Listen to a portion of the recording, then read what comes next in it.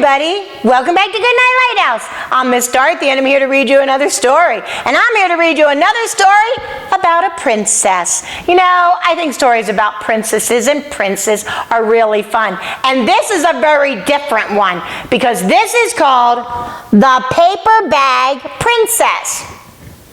The Paper Bag Princess. Why is she a paper bag princess?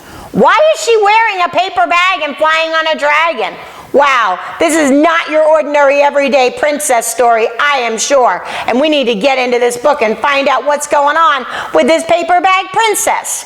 Are you ready to get inside this book with Miss Dorothy? Good. I need you to sit up and listen up because here we go. The Paper Bag Princess, written by Robert Munsch, illustrated by Michael Martchenko. Elizabeth was a beautiful princess. She lived in a castle and has expensive princess clothes. She was going to marry a prince named Ronald. Look at Elizabeth. She looks so pretty and she looks like she's so in love with Ronald.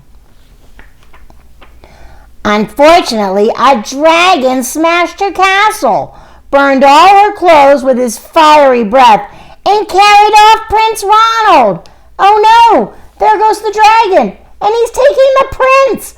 What's she gonna do? Elizabeth decided to chase the dragon and get Ronald back. She looked everywhere for something to wear, but the only thing she could find that was not burnt was a paper bag. So she put on the paper bag and followed the dragon.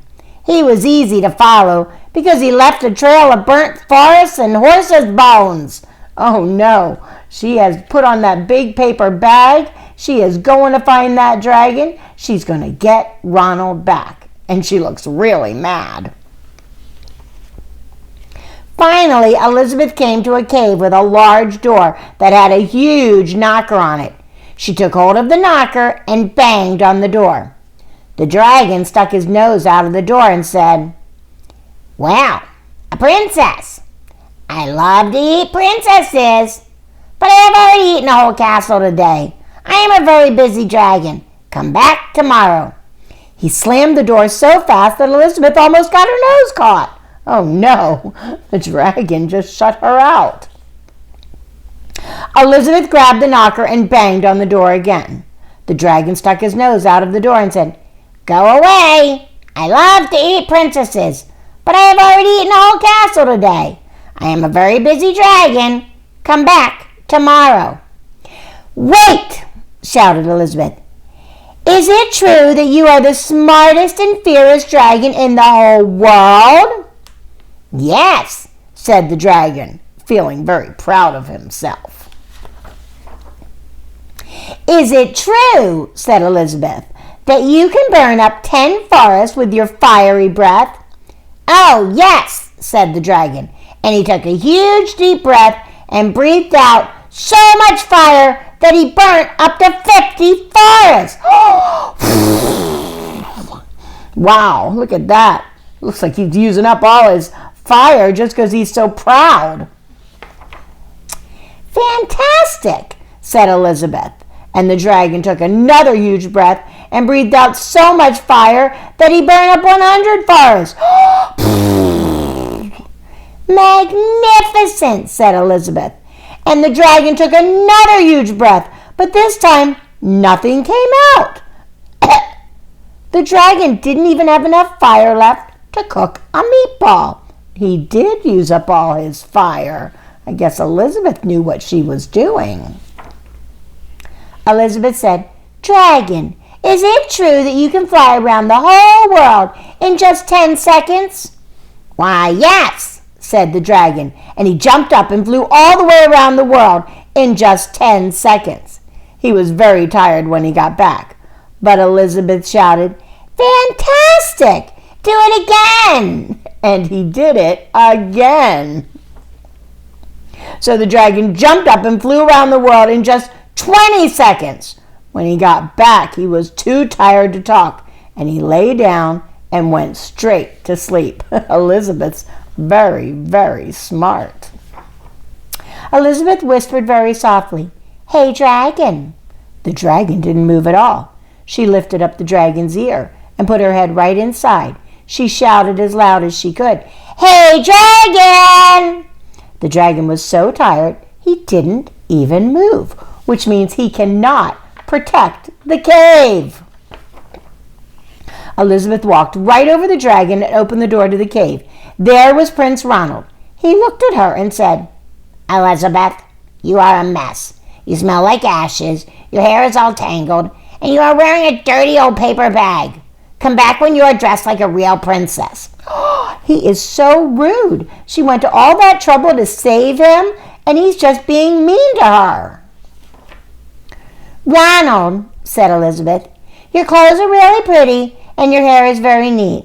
You look like a real prince, but you are a bum." And they didn't get married after all. Wow, that did not end the way I thought it would end.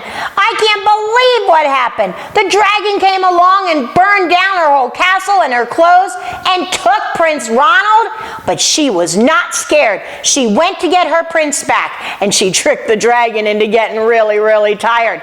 But then when she went to rescue Prince Ronald, all he could talk about was her paper bag. He didn't even care how much work she had done to rescue him. And you know what? She said, "Forget you, Prince Ronald. You're not a nice person, and I'm not going to marry you." And I'm happy she didn't, because he was not kind to her, and she was very kind to him, going to rescue him from the dragon. And she didn't even care that she was wearing a paper bag. She was still a beautiful princess, no matter what she wore. I like that book. What a great story. What a strong girl she was. I like that about her. She wasn't afraid of that dragon. She had a job to do, and she went to do it. She didn't care that she didn't have the beautiful clothes. She didn't care that it was a dragon. She was just going to be brave. I think that's really special. You know what? That's something that we can all learn from, because sometimes people will look at us and they'll think, "Oh, I don't like your clothes." And you have to say, "It doesn't matter if you don't like my clothes. I'm a beautiful person that God made, and that's all that matters.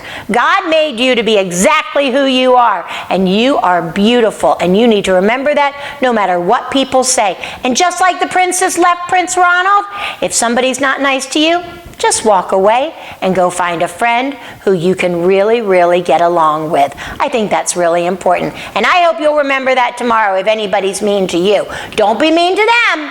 Just go find somebody that's nice to play with. And whatever you do tomorrow, when you're on the playground or you're at home, if you're with your teacher, your mom, your dad, your grandma, your grandpa, your aunt, your uncle, all the adults who take care of you, whatever they say, obey, and obey right away. And then come back and see Miss Dorothy. I'm going to be sitting right here, ready to read another book to you. Bye! Thanks for reading with Miss Dorothy. I hope you enjoyed this book, and I hope you'll come back soon to read another. What's your favorite book? Drop Miss Dorothy a note and let me know. I'll go find it, and I'll read it to you. Be sure to subscribe, like, and share. I'll see you soon.